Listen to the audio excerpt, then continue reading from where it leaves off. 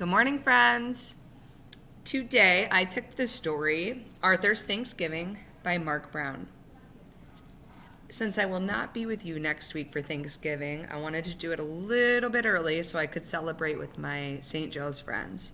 So I hope you enjoy the story. So Arthur's Thanksgiving. Cute little turkey on the front.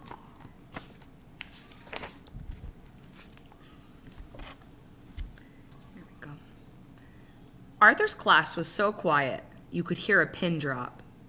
Mr. Ratburn was about to announce the director for the Thanksgiving play. The Big Turkey Hunt. Arthur chewed his pencil. I hope he picks me, whispered Francine, and they all held their breath.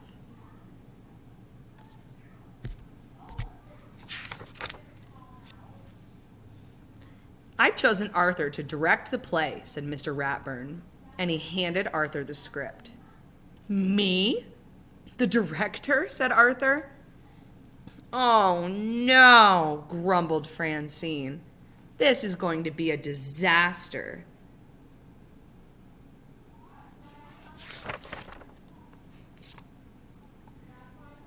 Arthur's first job as director was to assign parts.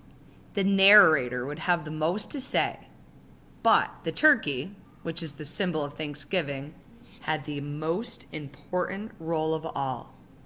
Secretly, Arthur was glad he wouldn't have to be the turkey. But who would play the part? How many of you would be interested in playing the turkey in one of these plays? I know Miss Clark would. At lunch, Francine gave Arthur 2 chocolate cupcakes. She wanted to be the narrator. Buster even let Arthur borrow his Captain Zoom spaceman. He wanted to be Governor William Bradford. Being the director seemed like fun.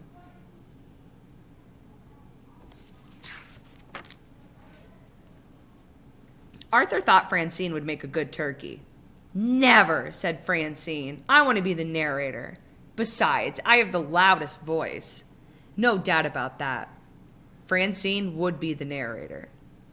Arthur showed Muffy a drawing of the turkey costume. Lots of feathers. It's a very glamorous role. Yuck, squealed Muffy. I should be the Indian princess. I have real braids. Brain, I've saved the most intelligent part for you, explained Arthur. No way will I be the turkey, answered the brain. I'll be the Indian chief. Buster, you're my best friend, began Arthur. The part is real easy, only one line, and it's the best in the play. I want to be Governor Branford, said Buster. Arthur was so desperate, he had to ask Binky Barnes. The turkey is a strong and powerful animal, argued Arthur. Yeah, without saying a word, it can make you look like a fool in front of the entire school, said Binky. The play was only 6 days away. Where would Arthur find a turkey?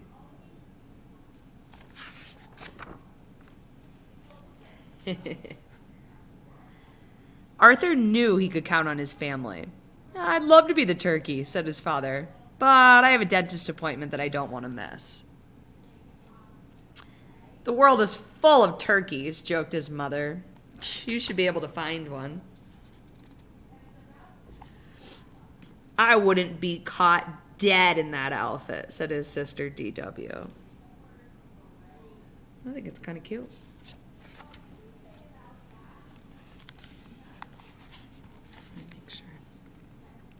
Let's talk turkey, said Arthur over the PA system at school. The best part in the Thanksgiving play is still open, and if you're interested, please come to the office at once. No one came to the office. In fact, the principal left the office laughing. Arthur put up posters in the cafeteria, and he placed ads in the school paper. But nothing worked. Calling all turkeys.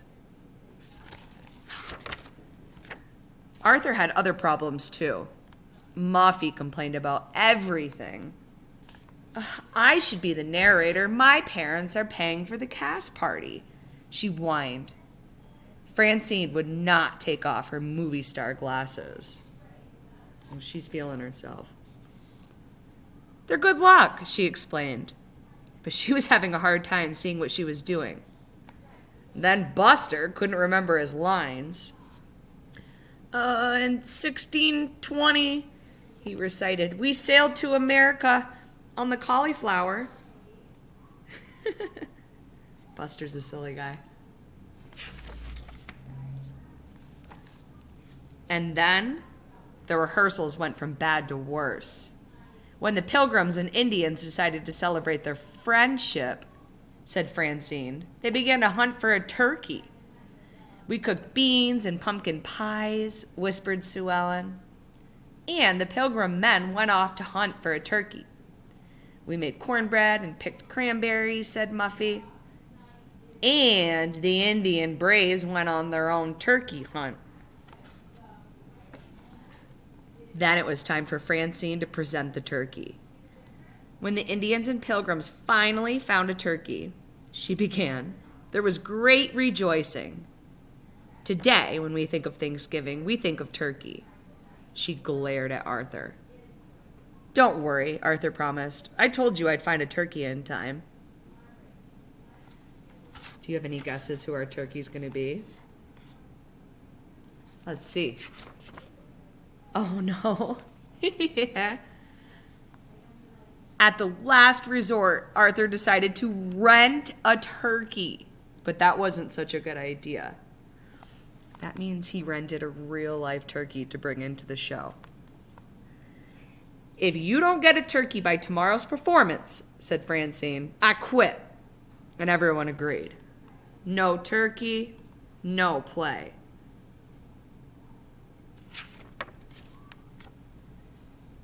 Arthur went home to think. He thought about turkeys while doing his arithmetic. He thought about turkeys while he played the piano.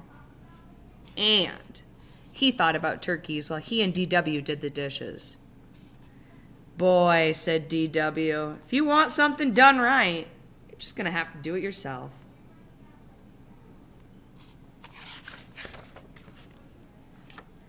Uh-oh, these don't look like some happy faces. The next morning, Francine, Muffy, and Buster stood before Arthur, and they weren't taking any chances. Do we have a turkey? They asked. And Arthur just smiled.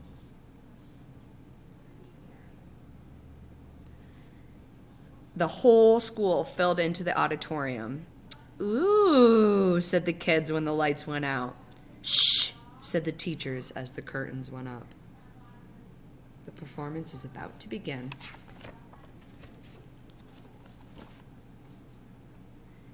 In 1620, we sailed to America on the Mayflower, recited Buster proudly. Phew, said Arthur. The play continued smoothly, and Muffy didn't drop the cranberries. The Brain had his costume on correctly. Sue Ellen said her lines in a loud, clear voice, and Francine had even taken off her movie star glasses. Then it came for Francine's big speech.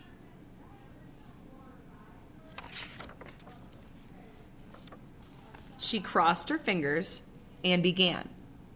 When the Indians and Pilgrims finally found a turkey, there was great rejoicing. Today, when we think of Thanksgiving, we think of turkey. There was a lot of fumbling behind the curtain, and Arthur took a deep breath. You can see him peeking out right here.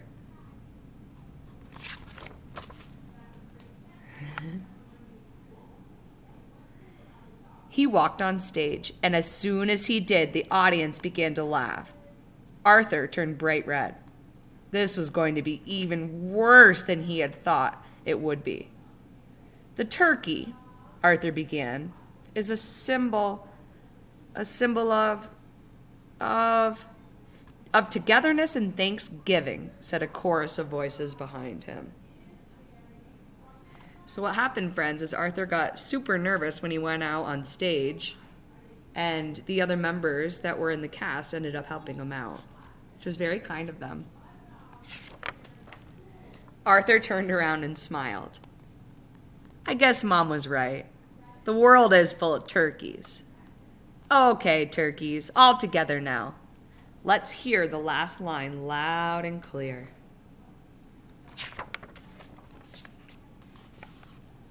Happy Thanksgiving.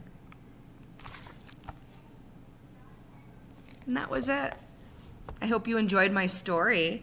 I have a quick question for you guys. What I want to know is how many of you celebrate Thanksgiving with a turkey too? I know traditionally a lot of families, that's what they have on the dinner table. But then there's also some who do a more untraditional route, like myself and my family, and we have beef on Thanksgiving. So I'm curious what your Thanksgiving menu looks like. So if you want to leave a little comment in our class section or send me a message, I would love to find out. If not, no big deal. And I hope I see you guys pretty soon. Thank you.